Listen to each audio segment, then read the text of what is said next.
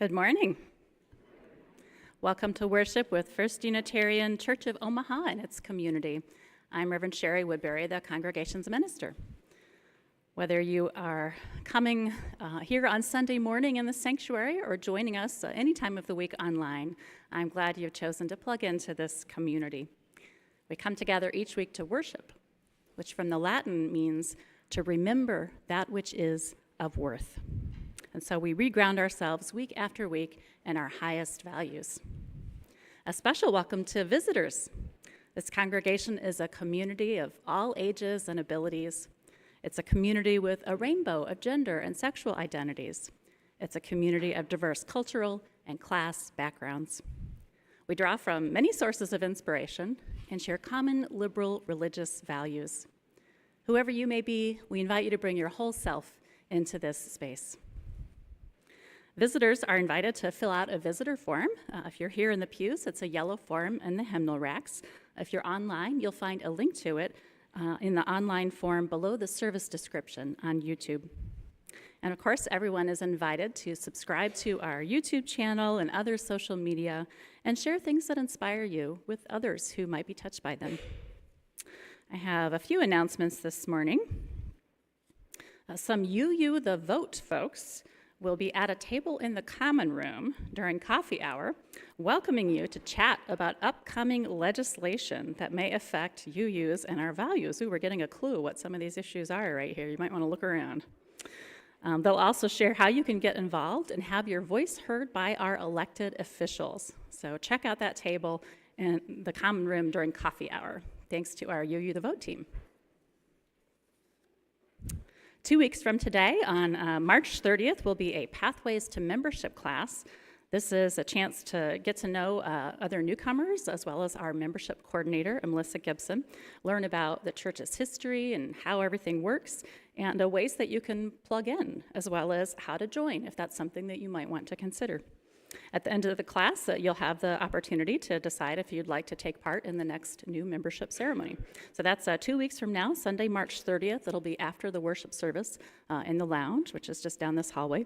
There's a few of these little slips outside if you want to grab one, and with a little QR code where you can register for the class. And you can also find that on our website. And lastly, I want to mention something exciting that I just noticed as I came in today. Circle suppers are back. Yeah. So this is a way to connect with other people over food and fellowship in members' homes. If you're interested in learning more about that, there's some flyers out in the foyer, and I'm sure that Carolyn McNamara would also love to tell you more about it. Our church occupies the traditional treaty lands of the Omaha and Otoe, Missouri tribal nations, whose sovereignty existed long before the state of Nebraska. We'd also like to express our respect to other indigenous groups in Nebraska, including the Ponca, Winnebago, and Santee Sioux tribes, and many others who are represented in the Omaha area. Our aspiration is to continue to educate ourselves and support causes, charities, and rights of indigenous peoples in our area. Again, welcome to worship.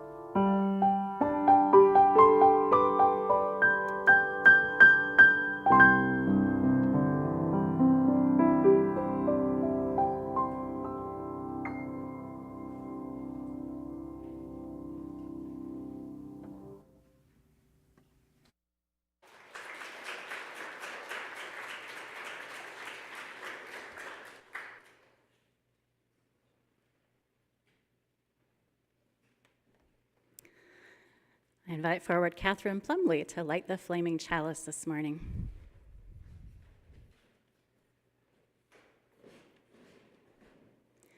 Will you join me in the chalice lighting words? Spark of the Spirit, cupped in earth's embrace, light of love, alive in all creation. As we kindle this flame, we rekindle our connection to the sacred web of life.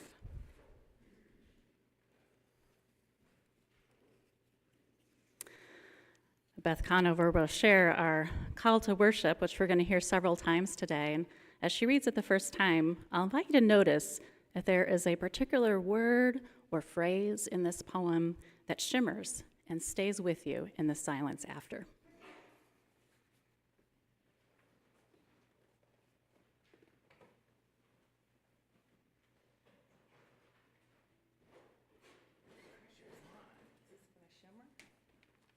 Good morning.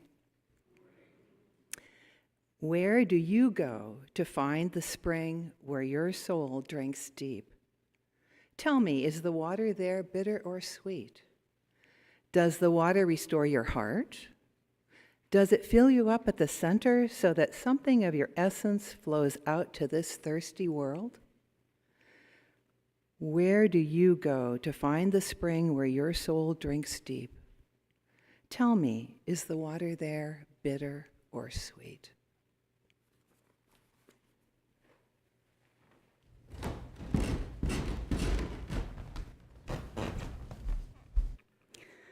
I invite you to rise if that feels good in your body and join in our opening hymn, number 100, Peace Like a River.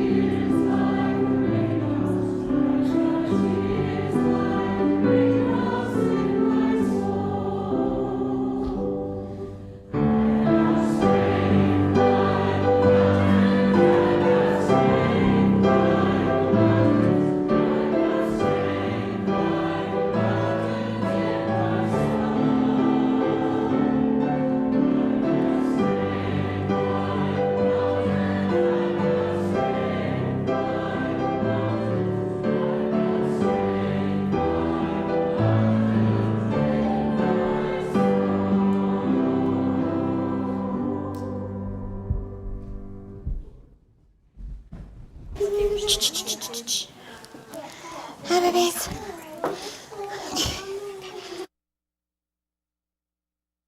I invite forward any other folks who are young or young at heart who might want to come forward for our time for all ages, although I believe you will also be able to participate from wherever you're sitting today. And thank you, Amanda, for stepping in to do this morning.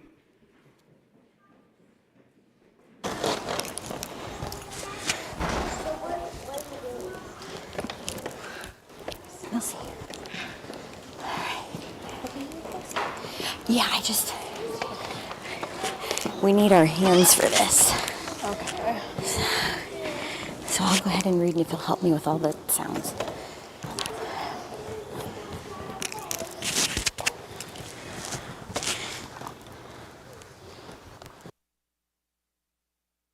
Okay.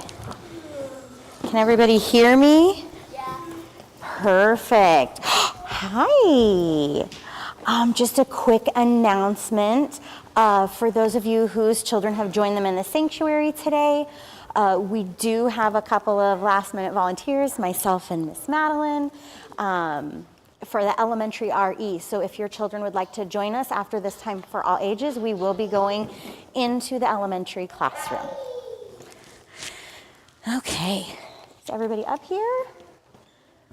Okay, we got a lot of friends today. Okay, today, you want to sit right there? Do you want to help us? We're going to talk about thunderstorms today. We've had a lot of thunderstorms recently, right? Can I take off my shoes? You can. We are going to work together to create our own thunderstorm. And we're only going to use our bodies, okay? Not our voices, just our bodies. If you've noticed, thunderstorms start really small. It's okay. And they build up really big. And that's what we're going to do. But we're going to use some different movements. And I just want you guys to work along with me and Miss Madeline here. And we're going to try and make it feel like a real storm, okay? So I need listening ears. Adults, I need your listening ears too. And we would appreciate your help with some of the sounds. So when a thunderstorm starts, we start with light wind. The air is calm, but a storm is starting. So we're gonna rub our hands together. And if we use our listening ears, it should sound like the wind if everybody's doing it. Okay. All right, and then the wind will pick up. Right now, babies. And if you can't snap, you can do like Miss Madeline is doing with a soft clap. Okay? And now, these are little bitty raindrops starting to fall. Really light pats on your knee because it's just a gentle rain to start. And then as it gets heavier,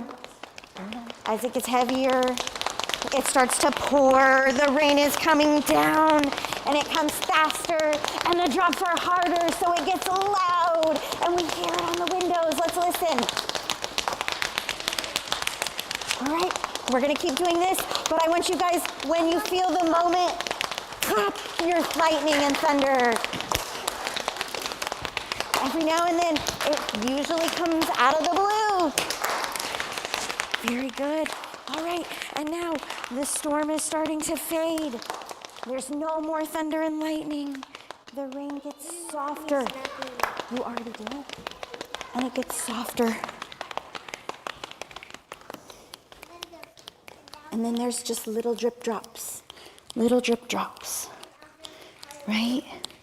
And now the wind starts to settle down. Let's give it a minute here and listen to the wind. All right, and just like that, the storm has passed. Then there's puddles everywhere. That's right. After a thunderstorm, there are puddles. And did we hear the thunder when the lightning clapped? there was thunder because we heard everybody's claps. And did you feel the rain? Did it feel like there was rain? Yeah? All right. That was really great teamwork, everybody. I appreciated you helping me with our thunderstorm today. Now we're going to let the younger children go first because there's so many of them. So if you were downstairs in the nursery room, you can stand up and walk downstairs with your teachers. Okay? All right.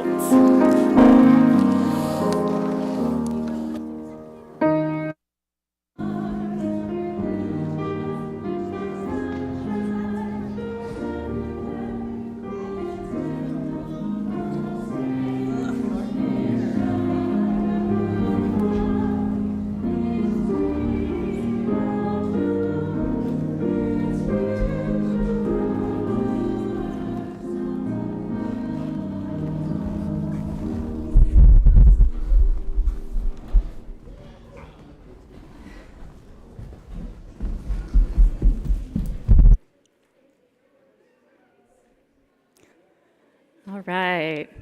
And now Jerry Tritch has a stewardship moment for us.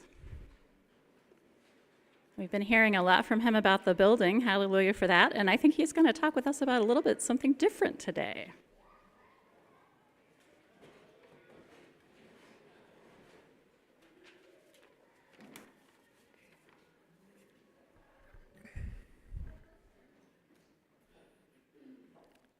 Hello.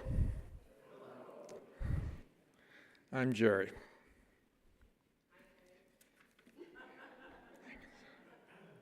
Boy, it's hard to follow those kids, isn't it?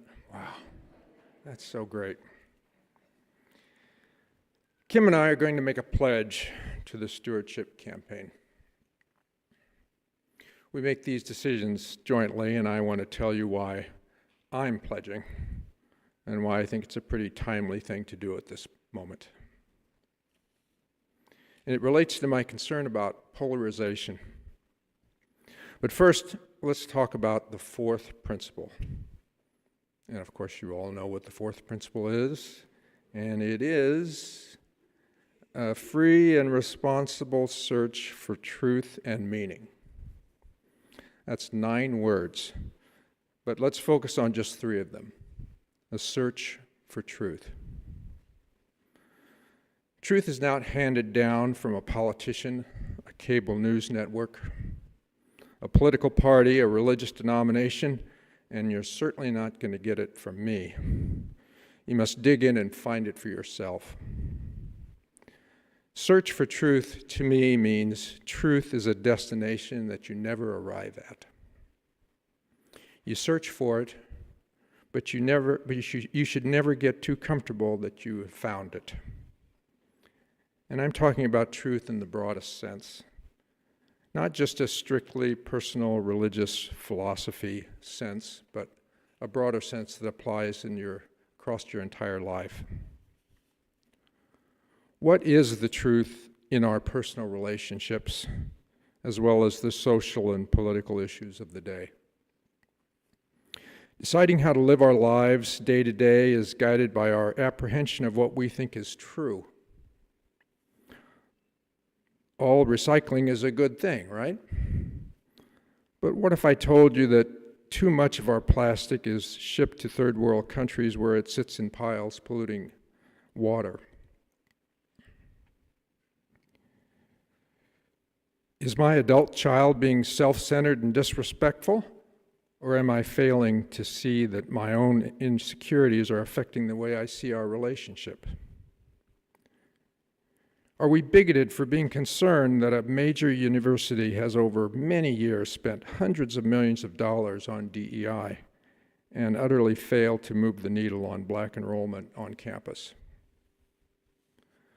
We conduct our lives based on what we think is true at the moment of each decision, knowing that in the future, new information or rethinking can change our conclusion as to what the truth is. Searching for truth involves the courage to question authority, to critically examine issues from various points of view, and to expose ourselves to a broad range of ideas and opinions. And that broad exposure is not going to happen very easily in our polarized society. I told you I would come back to that word polarization, didn't I? It's a fact of human nature that as we sort ourselves into red and blue states, cities, towns, and communities, we become more extreme.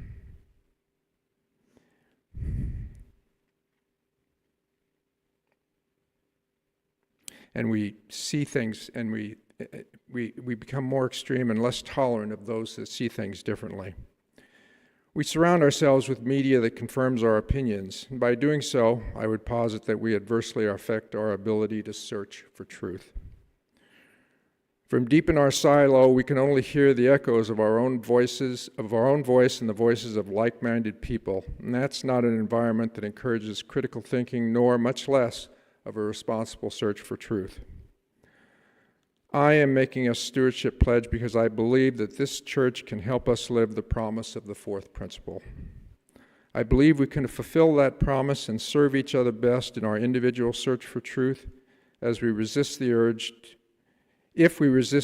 to hunker down in our silo, if we resist the easy virtue of performative statements in favor of substantive action, and if we resist the urge to dismiss people who have not supported our candidates, and if we resolve to listen more than we talk.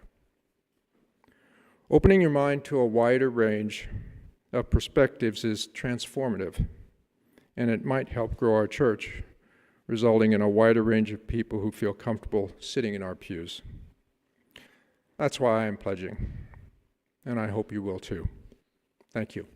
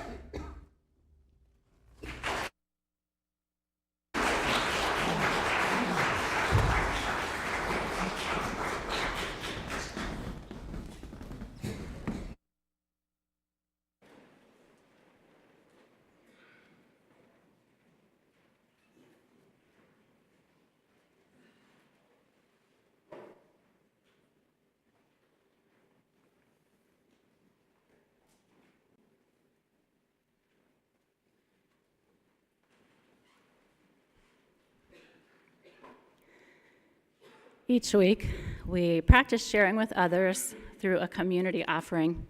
Half of undesignated gifts are donated to a local cause, which resonates with Unitarian Universalist values. If you're online or prefer to use your smartphone to donate, you can use the QR code or link in the program. Our Share the Plate beneficiary for the month of March is Nebraska Monarchs.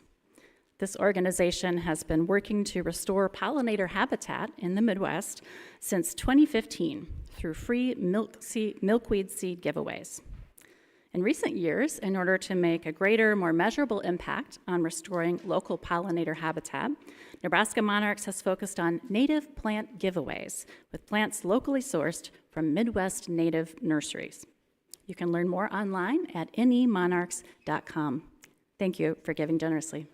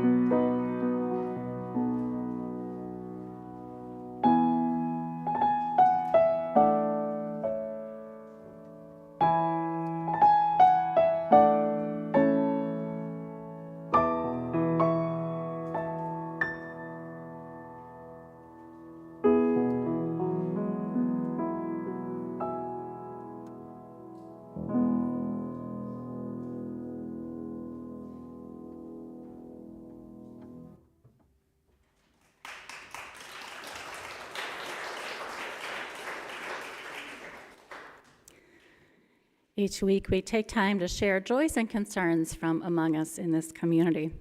When we share those things that are bringing joy, beauty, celebration into our lives, others can get in on that goodness with us.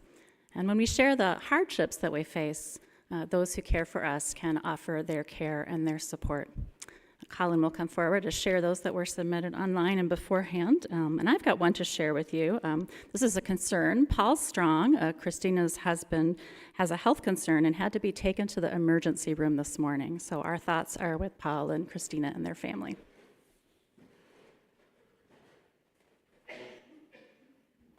From Linda Hureska, saying, "My joy is being a member of this kind, caring congregation. Thank you for all the food, cards, messages, and positive thoughts. My new knee will be able to carry me back soon."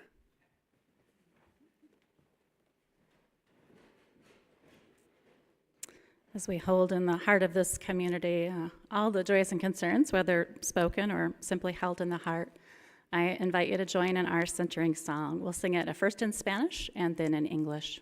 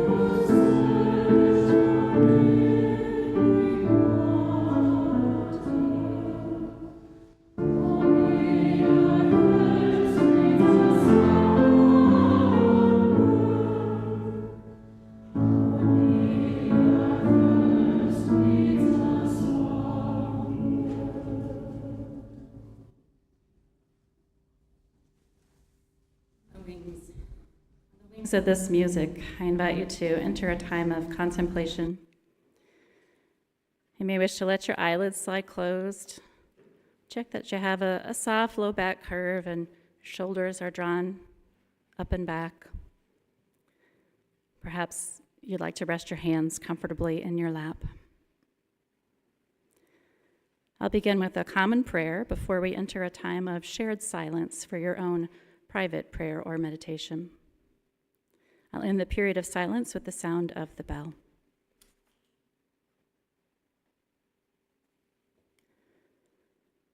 Spirit of life, of all that is life-giving, we turn inward now, hoping for a taste of that living water that might refresh and renew our spirits.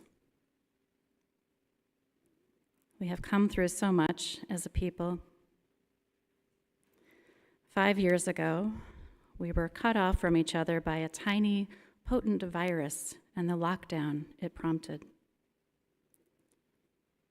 Countless lives were lost, and though we in this room survived, some of us are still recovering or will never be the same. Today, we are able to be together, to eat and sing, play and work and laugh together. Yet a different kind of division haunts our nation. A separate set of fears can stimulate anxiety, despair, numbness, or the feeling that we're each on our own. And so the poet's questions may strike a chord. Spirit of life, of all that is life-giving, may we each take in these words and notice how they speak to our life today. Kathleen Tracy's poem again. Where do you go to find the spring where your soul drinks deep? Tell me, is the water there bitter or sweet? Does the water restore your heart? Does it fill you up at the center so that something of your essence flows out to this thirsty world? Where do you go to find the spring where your soul drinks deep? Tell me, is the water there bitter or sweet?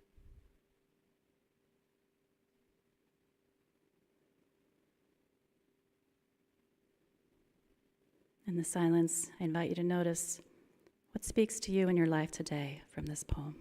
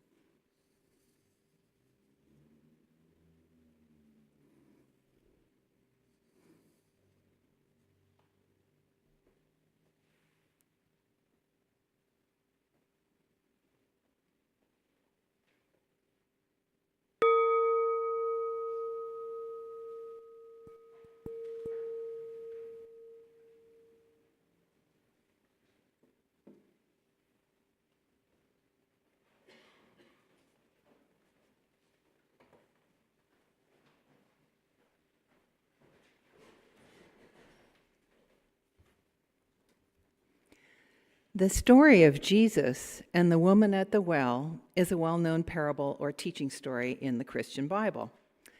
I will share with you today verses 6 through 15 from John chapter 4. If the story is new to you, I invite you to listen with ears to hear what wisdom it may hold for you. If you have heard it before, perhaps you will hear something new in it today. Here is the parable. Jesus, tired from the journey, sat down at the well. When a Samaritan woman came to draw water, Jesus said to her, "Give me a drink." And the woman said to him, "You are a Jew. How can you ask me, a Samaritan and a woman, for a drink?" And Jesus replied, "If only you recognized God's gift and who it is that is asking you for a drink, you would have asked him instead, and he would have given you living water." "Sir," she challenged him, "you do not have a bucket, and this well is deep. Where do you expect to get this flowing water?" Jesus replied, "Everyone who drinks this water will be thirsty again, but whoever drinks the water I give will never be thirsty. No, the water I give shall become a fountain within, leaping up to provide eternal life." The woman said to him, "Give me this water, sir, so that I shall not grow thirsty and have to keep coming here to drink water."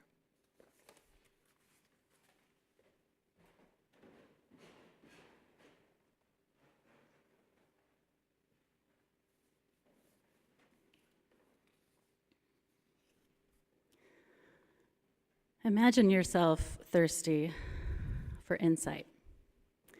You go to the well to drink, peering down into the dark and mysterious waters of wisdom. Who do you see there at the well with you in your mind's eye? How will you draw up the bucket? A water well taps an aquifer underground and draws up cool liquid, the metallic taste of earth, to quench our thirst. A well is surely a great labor, created shovelful by shovelful, stone by stone. I imagine a well dug with urgency, since the need it meets is such a basic one for survival. No wonder ancient towns often centered on the well, with its bucket waiting to lift up the nectar of life. No wonder even today we might still approach a wishing well with a sense of mystery and respect, and throw our pennies in with wistful hope.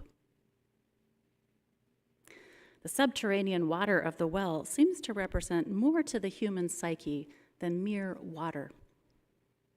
Water is the matrix of life. In the beginning of Genesis, it is the creative Spirit of God hovering over the face of the waters that calls life into existence. Amniotic fluid, of course, surrounds every embryo in the womb, offering protection and nourishment. And science teaches that the ocean gave birth to the earthly evolution of all creatures. The sight and sound of a natural spring, water burbling up from deep within the earth to nourish green and growing life all around it, brings an unbidden sense of peace and hope.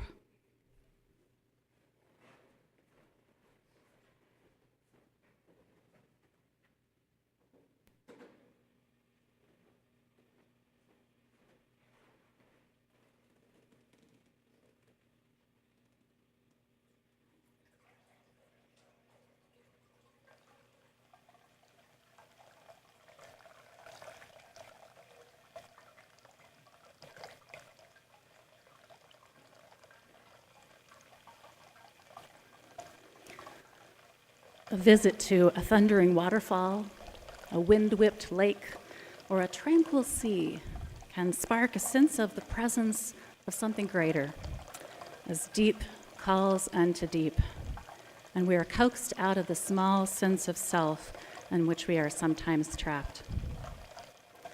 Water is life. Water is wisdom. Water is abundance. Water is Goddess or Spirit herself. I've not read or heard in some years the story shared in our reading of the woman at the well.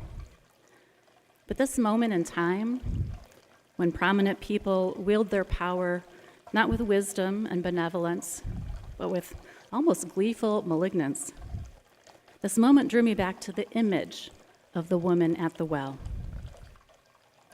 And when I revisit the parable, it has messages for me. Perhaps it will resonate with you as well. I approach the story, by the way, not with the expectation that Jesus must represent the way, the truth, the life, although he represents a way and has been a guide to life-giving truth for many.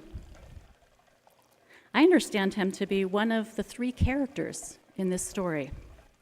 There's Jesus, the woman at the well, and the water. You might notice which character you identify with as we explore this story further. The tale begins, Jesus, tired from the journey, sat down at the well. So our first character is tired. The well promises some respite for this travel-weary soul, certainly in the form of water, perhaps in wisdom as well. I picture also some shade trees by the well that will shelter Jesus from the sun as he rests. The parable continues. When a Samaritan woman came to draw water, Jesus said to her, "Give me a drink." So one stranger meets another. Perhaps she is from this place.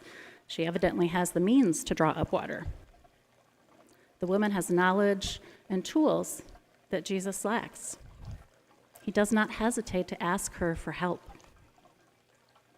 Unlike many in our own xenophobic era, Jesus does not shy away from interdependence with anyone, even when they are different from him. The woman said to him, "You are a Jew.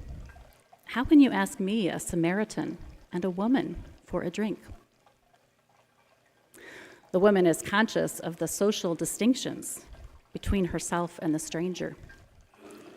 People of different cultures or races do not usually interact in the way that Jesus is doing, she is telling him. And he may be breaking a taboo around gender as well. Would this be true in our time, too? At any rate, the woman did not expect this type of contact. The woman said to him, "You are a Jew. How can you ask me, a Samaritan and a woman, for a drink?" Jesus replied, "If only you recognized God's gift and who it is that is asking you for a drink, you would have asked him instead, and he would have given you living water." Now, I personally hear these lines as one who relates to Jesus as perhaps an illumined person, someone who has transcended the limitations that hold back most of us humans. Certainly someone who is able to let love and wisdom flow freely through him to anyone with whom he came in contact. Someone who could connect authentically with another human from one divine spark to another, letting all the social conventions and prohibitions fall away. Perhaps even someone whose own knowledge of his deepest self could call others to knowledge of their own deepest divinity. Deep calling unto deep. The living waters of insight into one's true nature. Jesus replied, "If only you recognized God's gift and who it is that is asking you for a drink, you would have asked him instead, and he would have given you living water." "Sir," she challenged him, "you do not have a bucket, and this well is deep. Where do you expect to get this flowing water?" The woman has heard Jesus' words, but she has not understood them. She did not have ears to hear their true meaning. Not yet. The woman sees Jesus with no bucket or cord to use to draw up the living water of which he speaks. But of course, he's not speaking literally of water. Like the poets and mystics, Jesus is using the imagery of water to point to a reality beyond the five senses that can hear water splash and see it sparkle and feel its coolness and smell its dampness and taste its pure refreshment and its metallic tang.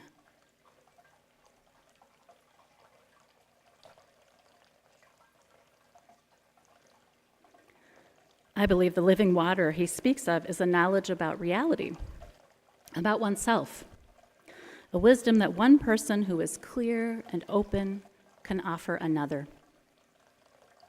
The woman came prepared, carrying a pot on her head that she would fill with water, but she did not come prepared for the living water of which Jesus speaks. "Sir," she challenged him, "you do not have a bucket, and the well is deep. Where do you expect to get this flowing water?" Jesus replied, "Everyone who drinks this water from the well will be thirsty again.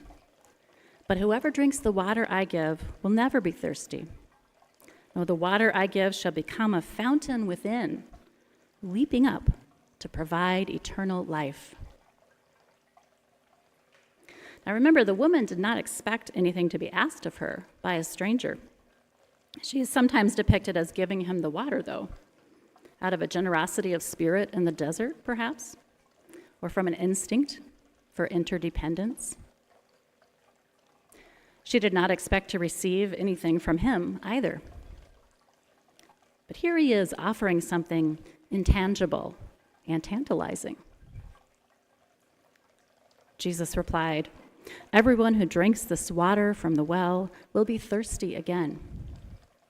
But whoever drinks the water I give will never be thirsty. No, the water I give shall become a fountain within, leaping up to provide eternal life." The woman said to him, "Give me this water, sir, so that I shall not grow thirsty and have to keep coming here to draw water." It's not clear if she fully understands what he is trying to communicate, but the woman understands thirst. She knows well the labor involved in returning to the well over and over to quench one's thirst. And she understands what it is for one's thirst to be sated, to not have to grow thirsty and keep coming to the well. That sounds good to her. Later in the parable, it becomes clear that she recognizes Jesus as a prophet or a teacher. She has some intimation of deep calling unto deep in his words and bearing, and this image of the living water. She recognizes in herself the spiritual thirst evoked by the song that we sang, De Noche, a thirst for living water. And she is ready to reach for what can meet it. The woman said to him, "Give me this water, sir, so that I shall not grow thirsty and have to keep coming here to draw water."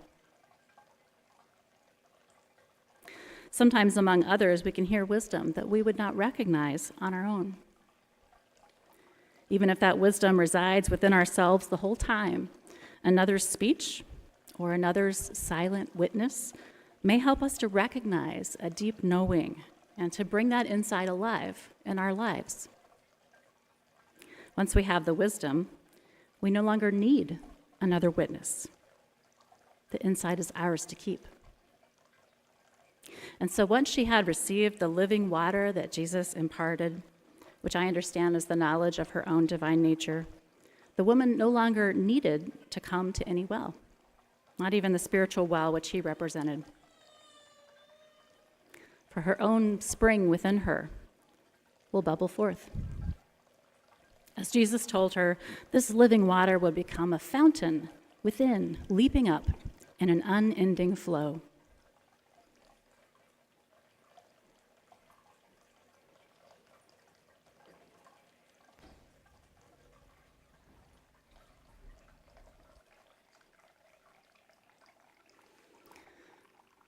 Let's return to where we began. Imagine yourself thirsty for insight, for refreshment, for renewal. You go to the well to drink, peering down into the dark and mysterious waters of wisdom. Who is there at the well with you? Do they share your social categories? Are they different, like the woman and Jesus? And how will you draw up that bucket?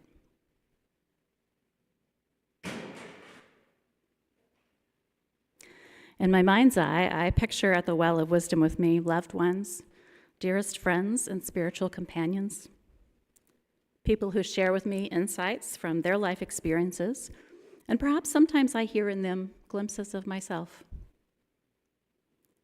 People who see and hear in me a wisdom deep within me that I do not always know is there. But when I have a witness and deep calls unto deep, I can access what is within me. The bucket goes down with words and with listening, with my hands and the hands of my companions guiding it down, down, down into the well, where it collects life-giving wisdom. And we draw it back up together as well, often in silence, sometimes in tears or laughter. Who is there at the well with you? How will you draw up the bucket of living waters? What wisdom of living water, already there in your own subterranean layers, do you need to access at this time?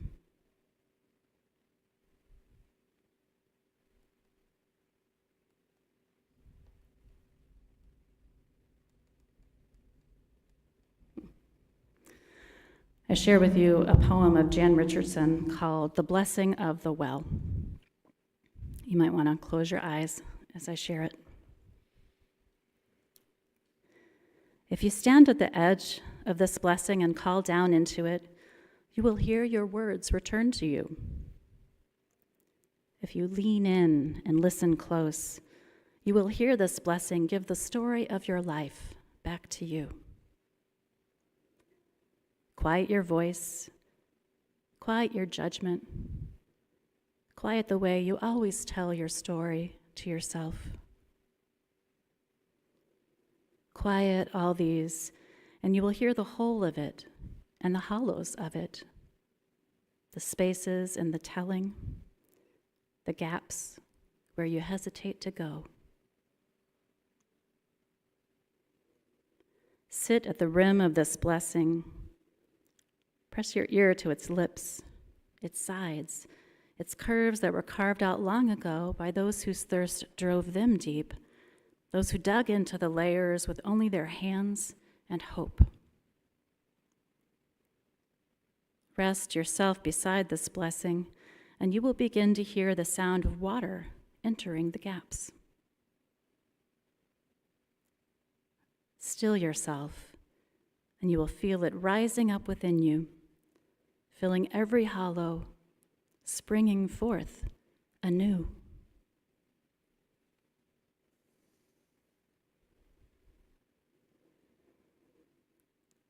May you know the blessing of the well.